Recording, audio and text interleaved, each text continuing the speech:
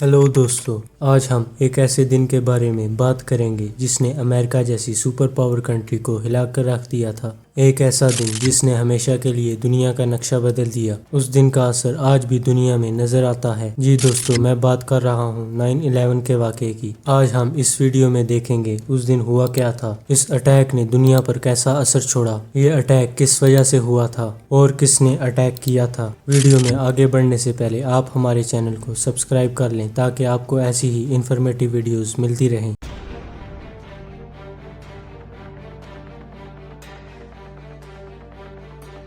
बात है दोस्तों 11 सितंबर 2001 की। लोग आम दिनों की तरह अपने कामों में मसरूफ थे, लेकिन उस वक्त एक फ्लाइट 11 उड़ती है बोस्टन के एक एयरपोर्ट से। यह जहाज लॉस एंजलिस जा रहा था। जहाज में 92 लोग सवार थे, जिनमें से 11 क्रू मेंबर्स थे और 82 पैसेंजर्स थे। इन लोगों में से 5 हाईजैकर्स थे। जहाज के उड़ने के कुछ ही मिनटों के बाद ये हाईजैकर्स प्लेन को हाईजैक कर लेते हैं। इन हाईजैकर्स में से एक मोहम्मद अत्तार, जो कि ट्रेन था प्लेन उड़ाने के लिए, उसने पायलट से प्लेन का कंट्रोल छीन लिया और प्लेन का रुख न्यूयॉर्क सिटी की तरफ मोड़ लेता है। ये प्लेन को न्यूयॉर्क सिटी में मौजूद वर्ल्ड ट्रेड सेंटर की तरफ उड़ाता है। ये बिल्डिंग अमेरिका की तारीखी बिल्डिंग्स में से थी और एक वक्त में दुनिया की सबसे ऊंची बिल्डिंग थी। इस बिल्डिंग में 430 से ज्यादा ऑफिस थे। ये हाईजैकर्स प्लेन को बिल्डिंग के नॉर्थ टावर में 8:46 AM में क्रैश कर देते हैं। उस वक्त के अमेरिका के सदर जॉर्ज बुश थे, जो कि फ्लोरिडा के एक स्कूल में बच्चों के साथ रीडिंग एक्सरसाइज कर रहे थे। जब ये खबर उनके चीफ ऑफ स्टाफ को मिलती है तो वो जॉर्ज बुश को बताते हैं, लेकिन जॉर्ज बुश कहते हैं कि प्लेन के पायलट को हार्ट अटैक आया होगा और वो इस बात को सीरियस नहीं लेते। इस क्रैश के 17 मिनट के बाद यूनाइटेड एयरलाइन फ्लाइट 17 को हाईजैक कर लिया जाता है। ये हाईजैकर्स प्लेन का कंट्रोल पायलट से ले लेते हैं और प्लेन को वर्ल्ड ट्रेड सेंटर की तरफ उड़ाते हैं। पहले हादसे के 17 मिनट के बाद ट्रेड सेंटर के साउथ वाले टावर में प्लेन को क्रैश कर देते हैं। इस क्रैश से अमेरिका के लोगों में खौफ बैठ जाता है। अमेरिका के सदर जॉर्ज बुश अभी एक क्लास में बच्चों के साथ बैठे हुए थे, तो उनके चीफ ऑफ स्टाफ उनके पास आते हैं और आहिस्ता से कहते हैं कि अमेरिका इज अंडर अटैक। लेकिन जॉर्ज बुश खुद को संभालते हैं और क्लासरूम में बैठे रहते हैं।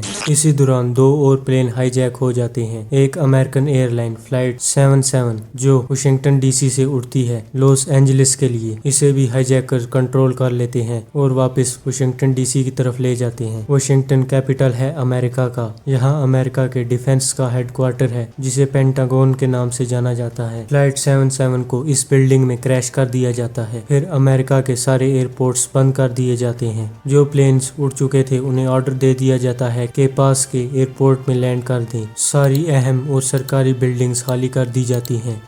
दूसरी फ्लाइट जो हाईजैक हो चुकी थी, फ्लाइट 93, अब डर था कि उसे कहां क्रैश किया जाएगा। ये सोचा जा रहा था कि उसे व्हाइट हाउस में क्रैश किया जाएगा। इन क्रैश हुए जहाजों की खबर फैल चुकी थी। ये खबर जहाज में मौजूद लोगों को भी मिल चुकी थी। उन्हें पता चल गया था कि अब इस जहाज को भी क्रैश कर दिया जाएगा। अब उनके पास कोई दूसरा रास्ता नहीं था, तो वो हाईजैकर्स के साथ लड़ते हैं। इसी लड़ाई के दौरान प्लेन एक खाली जमीन में क्रैश कर जाता है। जो प्लेन्स वर्ल्ड ट्रेड सेंटर में क्रैश हुए थे उनमें ज्यादा फ्यूल होने की वजह से वहां एक जबरदस्त आग लग जाती है। इस आग की वजह से और जहाज क्रैश होने की वजह से बिल्डिंग्स के स्ट्रक्चर कमजोर हो जाते हैं और दोनों बिल्डिंग्स नीचे गिर जाती हैं। शाम तक पता चलता है कि इस हादसे में 3000 लोग मारे गए और 6000 से ज्यादा लोग जख्मी हो गए। इस हादसे के पीछे टेररिस्ट ग्रुप अल-कायदा और उसका लीडर उसामा बिन लादेन थे। पहले तो उसामा बिन लादेन ने कहा कि इस हमले के पीछे उसका कोई हाथ नहीं है, लेकिन बाद में उसने एक बयान दिया जिसमें उसने बताया कि यह हमला उसने इसलिए किया था कि अमेरिका जो इंटरफेयर कर रहा है मुस्लिम कंट्रीज में,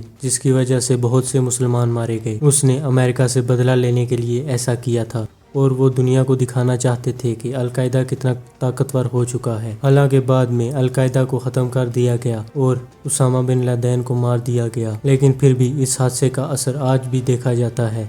दोस्तों, इस हमले को वजह बनाकर अमेरिका ने टेररिस्ट ग्रुप को खत्म करने के लिए अफगानिस्तान और इराक पर हमला किया, जिसमें बहुत से बेकसूर लोग मारे गए। फिर उन लोगों ने बदला लेने के लिए बाद में दूसरे टेररिस्ट ग्रुप ज्वाइन किए, जिसका असर आज भी देखा जा रहा है। इस वाक़े के बाद बहुत से मुसलमानों को मारा गया, खास करके अमेरिका में बहुत से मुसलमानों को मार दिया गया और उनको टॉर्चर किया गया اور سکھوں کو بھی مسلمان سمجھ کر مار دیا گیا۔ بہت سے مسلمانوں کو اپنا گیٹ اپ چینج کرنا پڑا۔ اس واقعے کے بعد سے ایئرپورٹس پر بہت زیادہ سختی کر دی گئی، جو کہ آج کل دیکھا جاتا ہے۔ اس سے پہلے ایئرپورٹس پر اتنی زیادہ چیکنگ نہیں ہوتی تھی۔ تو دوستو، اگر ویڈیو اچھی لگی ہو تو چینل کو سبسکرائب کر لیں۔ ملتے ہیں کسی اور نئی ویڈیو میں۔